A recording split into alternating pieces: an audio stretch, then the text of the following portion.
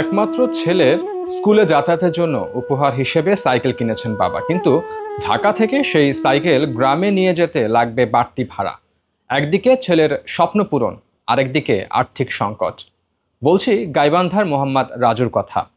ঢাকার নাখালপাড়া লুকাস মোড়ে গত 15 বছর ধরে রিক্সা চালান তিনি।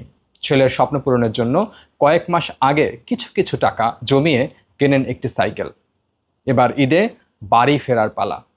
আসলেন বাস টার্মিনালে, খোঁজ খবর নিয়ে জানলেন সাইকেলটি গাইবান্ধা নিতে খরচ লাগবে 3000 টাকা। এরপর পকেটে হাত দিয়ে দেখেন আছে মাত্র 2200 টাকা। এই টাকা খরচ করলে পরিবারের জন্য কিছুই থাকবে না। ছেলের হাতে সাইকেল পৌঁছাতে হবে, সেই হিসেব কষতে কষতে রিক্সাচালক রাজু পুরো ঝুঁকি নিলেন দুই পায়ের ওপর। ঈদের খরচ ও সাইকেল পরিবহনের সমাধান খুঁজতে 200 কিলোমিটার পথ নিজেই সাইকেল চালিয়ে যাবেন বাড়ি। 5 জুন বৃহস্পতিবার ভোর 5টায় সাইকেলের প্যাডেলে মহাখালী থেকে গন্তব্য শুরু হয় গাইবান্ধার তালুক জামিরা ফকিরহাট। সেখানেই থাকেন তার স্ত্রী, এক ছেলে ও 2 মেয়ে। পথে 3বার 50 টাকা করে কিছুটা পথ ভ্যানে চড়েছেন রাজু। যমুনা সেতুতে সাইকেল নিয়ে পার হওয়ার অনুমতি নেই, তাই একটি মিনি ট্রাকে 100 টাকা দিয়ে সেতু পার হন।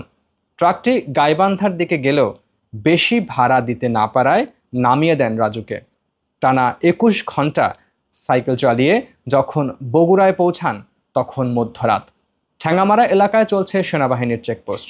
মধ্যরাতে সাইকেল আরোহী দেখে জিজ্ঞাসাবাদ করেন দায়িত্বপ্রাপ্ত লেফটেন্যান্ট আল ফাহাদ।